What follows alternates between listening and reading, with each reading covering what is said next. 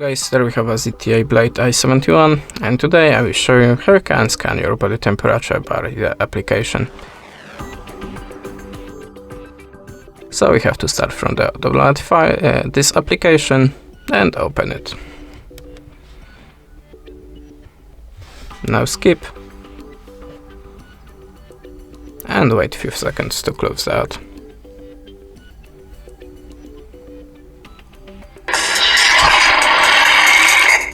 Very sorry for that. Now skip the video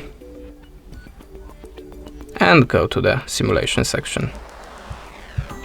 Now just hold your finger here.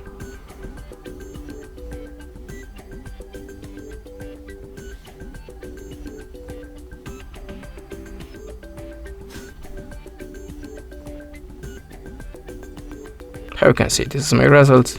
If you want to save it, just click here and choose save. And that's it. Thanks for the watching. Leave us a subscribe or a comment. If you're looking for more videos for this phone, just visit our channel. Goodbye.